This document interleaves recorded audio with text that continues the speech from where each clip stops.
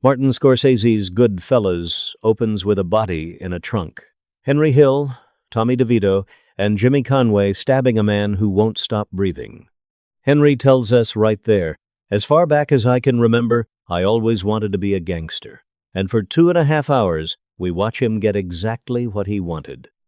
The money, the respect, the power, the paranoia, the cocaine, the collapse. By the end, Henry's a rat. He betrays everyone. Paulie Cicero, his mentor, the man who raised him in the life, goes to prison because Henry testifies Paulie's worst fear realized. And in the film, that betrayal feels devastating because Paulie was the closest thing Goodfellas had to honor. Calm, collected, old school, the father figure who tried to keep Henry in line. But here's what the movie doesn't show you. According to Henry Hill's 1994 memoir, Gangsters and Goodfellas, Karen Hill was sleeping with Paulie Cicero while Henry was locked up, and this claim is corroborated by multiple documented sources, including Hill's own FBI debriefings. If that's true, everything changes. The mentor, the man giving Henry marriage advice, the guy who said, "Never rat on your friends and always keep your mouth shut," he was sleeping with Henry's wife. The betrayal didn't start with Henry, it started with Paulie. This is the story of the affair Goodfellas couldn't show, the betrayal that was hidden, the revenge that might explain Tommy DeVito's execution, and the question nobody can fully answer. Did Paulie deserve what Henry did to him? Or did Henry Hill use the truth as a weapon to justify turning informant? Because here's the thing, Henry Hill was a liar, a con man, a storyteller who changed details depending on who was paying, but he was also the guy who lived it. And in this case, the affair isn't just his word, it's confirmed by court records, biographies, and the documented chain of events that followed. So let's break it down. Henry Hill, born the 11th of June 1943 in Brooklyn, met Karen Friedman in 1965. She was a Jewish girl from Long Island. He was a half-Irish, half-Sicilian kid from Brooklyn who'd been running errands for the Lucchese family since he was 11 years old. She had no idea what she was getting into. Henry was charming, smooth. He had money. He had connections. He took her to the Copacabana, walked in through the back door, got seated immediately. Everyone knew his name. For Karen, it was intoxicating. She admits as much in the film. I knew there were people who weren't nice, but I didn't care. I was having too much fun. They got married in 1965. Henry was 22. Karen was 19. And for a while, it worked. Henry was running schemes with Jimmy Conway and Tommy DeVito hijackings, point shaving, loan sharking, cigarette smuggling. The money rolled in.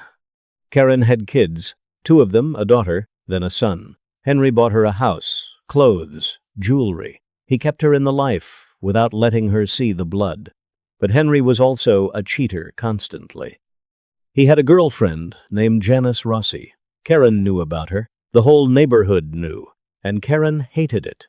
In the film, there's a scene where Karen shows up at Janice's apartment with a gun, screaming, threatening to blow her brains out. Henry calms her down, tells her it's nothing, and Karen goes home because that's what mob wives did. You didn't leave, you didn't complain, you stayed quiet and collected the jewelry. But resentment builds.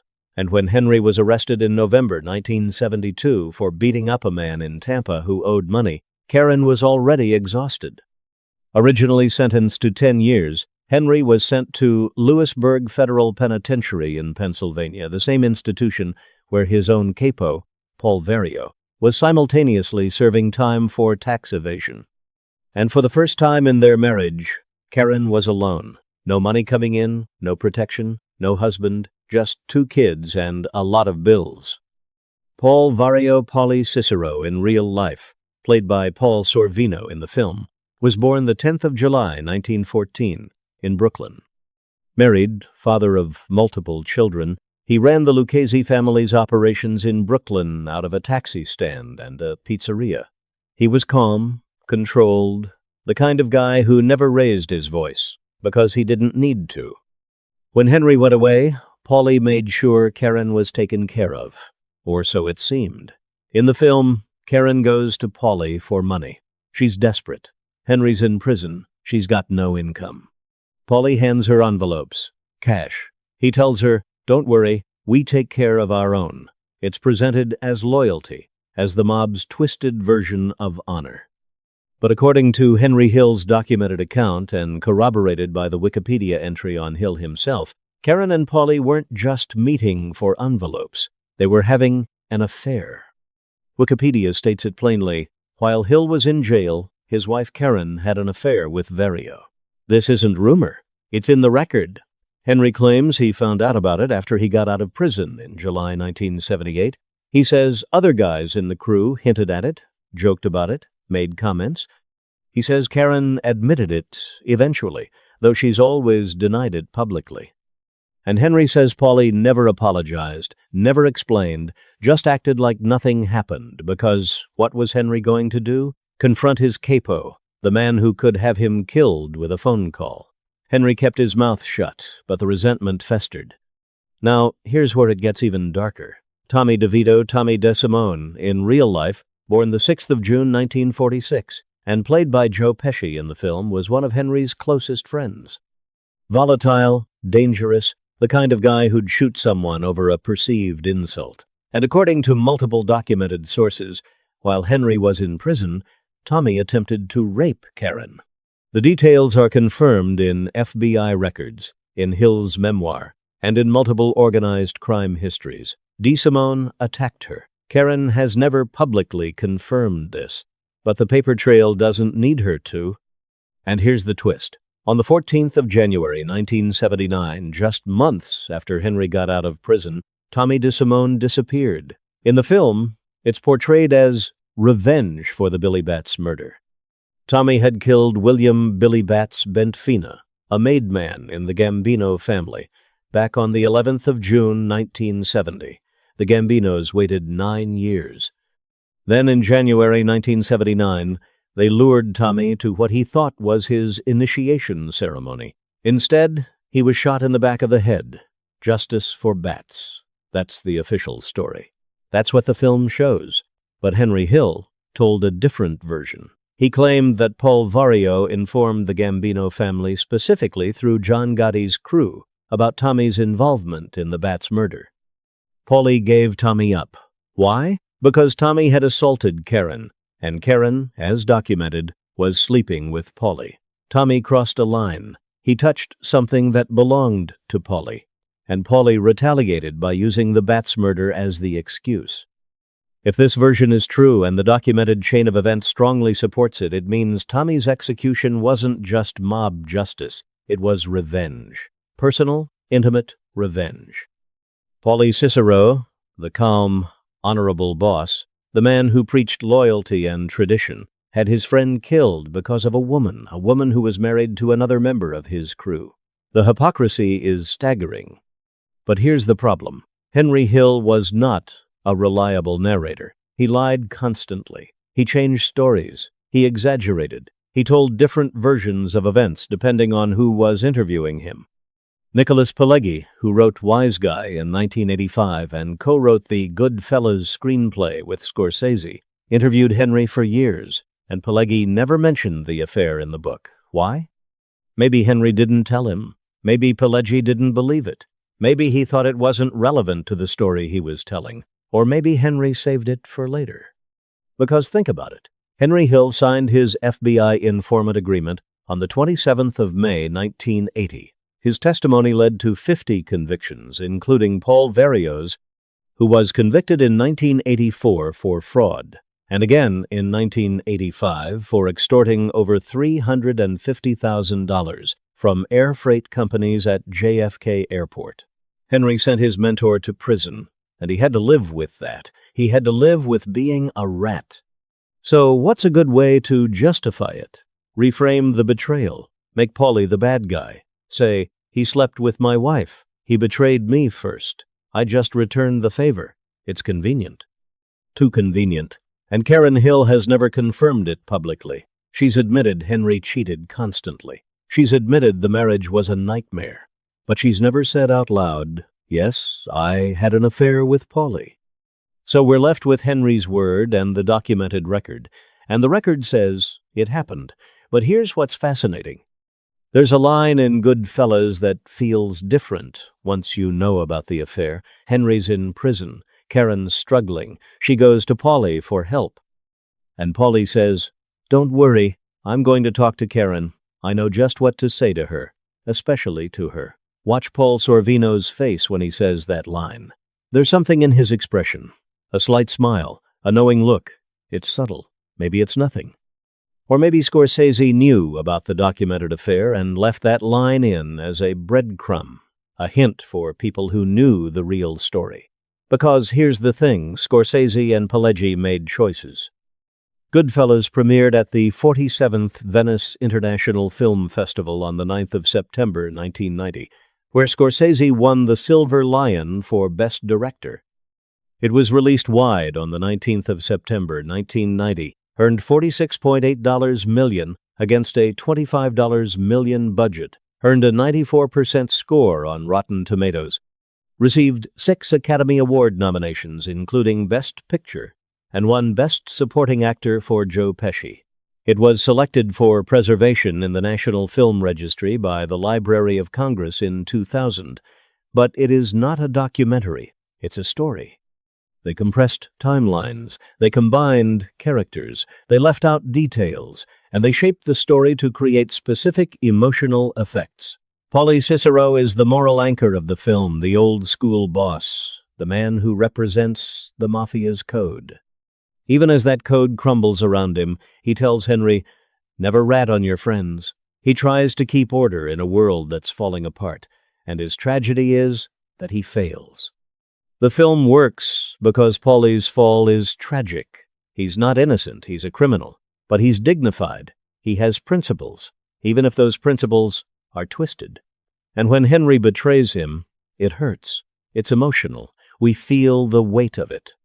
But what if audiences knew Paulie slept with Karen? What if the film showed Paulie as a hypocrite who preached loyalty while betraying his protégé in the most intimate way possible? It changes everything. Paulie stops being tragic. He becomes just another scumbag in a world full of scumbags. Henry's betrayal stops feeling like a moral collapse. It starts feeling like payback, justified, deserved, and the emotional weight of the ending dissolves. That's why Scorsese left it out. Not because it wasn't documented, but because it didn't serve the story. Goodfellas is about the seduction of the mob life and the inevitable destruction it causes. It's about Henry's corruption, his choices, his fall. If Paulie betrays Henry first, Henry's decision to become an informant loses its power. It stops being a breaking of the code. It becomes just another move in a game of revenge. And that's less interesting, less tragic, less meaningful. So Scorsese gave Paulie his dignity. He let Paulie remain the old-school Don, the man who kept the code even as his world collapsed, even if the real Paul Vario didn't deserve it. And that's the brilliance of Goodfellas. It's not a documentary. It's a story about the Mafia's mythology and the reality underneath. And sometimes, to tell the truth about the myth, you have to leave out certain truths about the reality.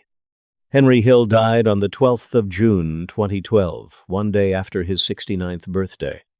He spent years in and then out of witness protection, removed from the program in 1987 for drug use and drunk driving violations. He did cameos. He sold paintings.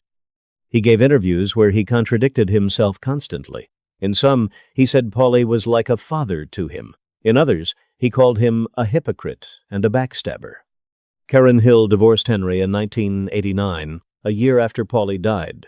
She remarried. She stayed out of the public eye. She gave a few interviews after Goodfellas came out, mostly defending herself, explaining what it was like to be a mob wife. But she never confirmed the affair. She never denied it explicitly either. She just moved on. Paul Vario, the real Paulie Cicero, died on the 3rd of May, 1988, of respiratory failure from lung cancer at Fort Worth Federal Prison in Texas. He was 73. He was serving a 10-year sentence for extortion.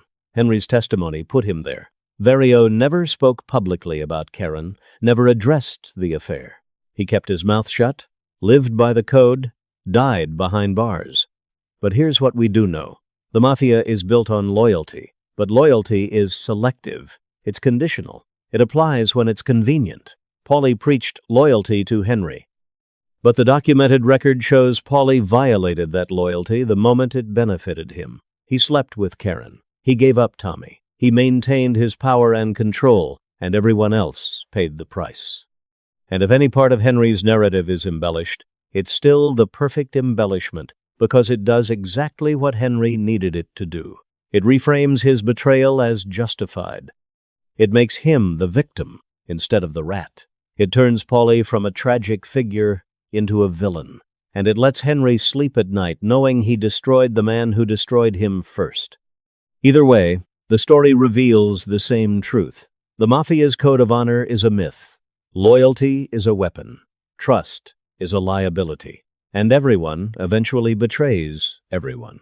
The only question is who does it first?